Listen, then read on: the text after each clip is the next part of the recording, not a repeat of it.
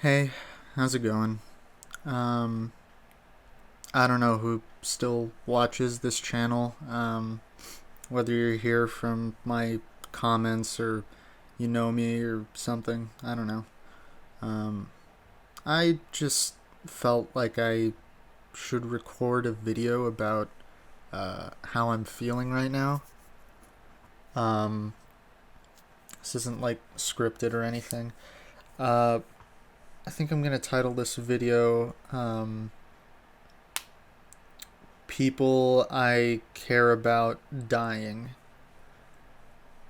Um, so Wreckful, World of Warcraft streamer, and then he went into variety streaming, but he was primarily known for his World of Warcraft content.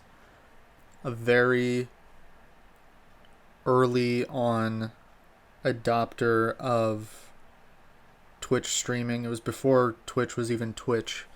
He was the one who essentially pioneered the concept of putting your stream donos on your screen and responding to them in real time.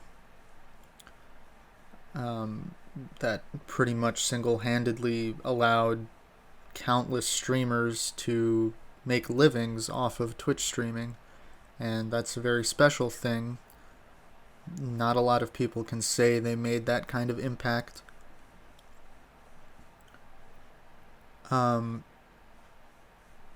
I I hadn't watched him much in recent years, but I kind of took it for granted that he was around.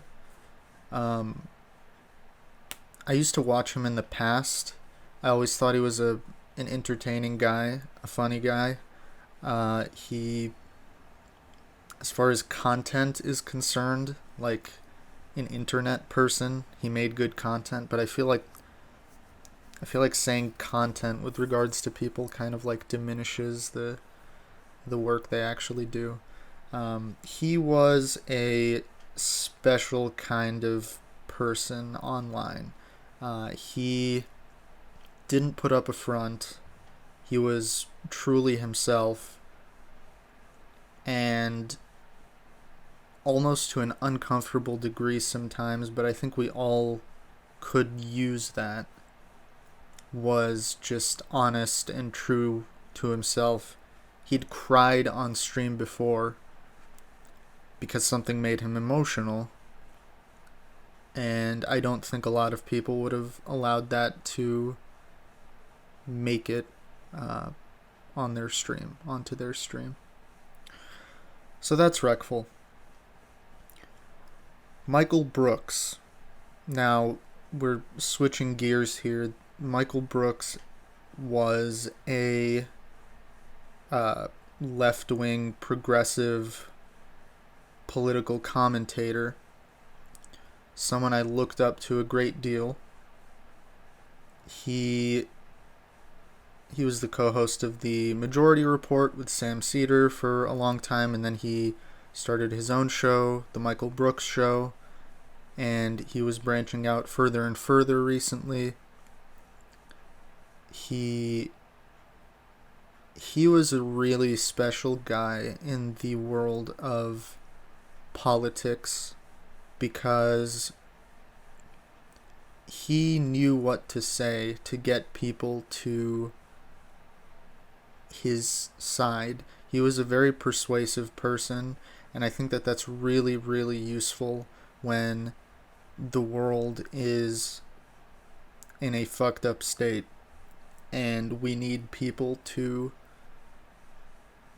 bridge the gap between those who disagree with us and those who don't. He he was probably like the only person that I've seen absolutely destroy Destiny in a debate, and that was thoroughly entertaining.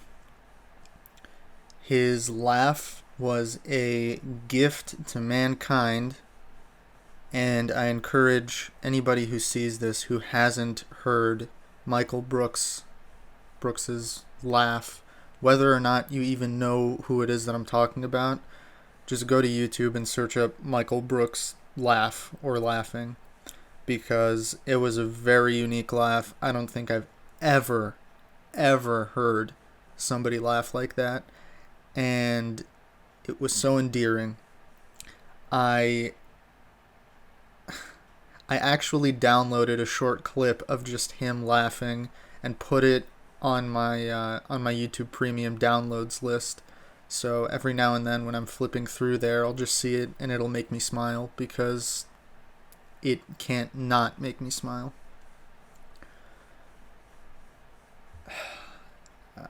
I mean, the guy did so much. I feel like I wouldn't be doing it justice trying to like list off the things one by one, because I'd be forgetting important things here and there.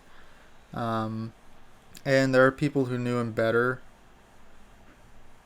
that can say those sorts of things. So if you're interested in what Michael Brooks did in his life, what made him so special, just look it up. I know I hate it when people say just Google it, whatever. I don't want to put in the effort, but like, whatever. This is I'm just rambling here. Um, and of course, the reason I'm rambling about these two people is that they both died recently, and they were there for different reasons, but nevertheless, they both passed away. And generally, I feel like I'm a pretty jaded person when it comes to death and loss. I kind of just accept it as a part of life. And I still do. But it's really tough to truly appreciate what that is, what that means, until it's people that you care about. I didn't know Reckful or Michael Brooks personally, but I kind of just took it for granted that they were there, that they were on the internet, that I would, if I truly wanted to, just open up a stream and watch Reckful every now and then, or go to Michael Brooks's YouTube channel and just see another extremely well-informed take on foreign affairs that I would never even consider looking into myself until he brought it to the forefront. They both were, I think, objectively good people. Reckful would give people money when they said they wanted to do things and needed money, and didn't even expect a return. And oftentimes, he would talk about how he hoped for a return on his investments, but he didn't really expect it. And he knew he had money, so why not? Michael Brooks, his whole career was about being a force for change. I know that people might not agree with progressive policy, but I think that both his takes and the outreach that he had and the number of people that he touched with his, I guess for lack of a better term, to just the people he touched with his intellect, really swayed a lot of opinions and got a lot of people who were disillusioned with the state of politics in this country and democracy, this country being America,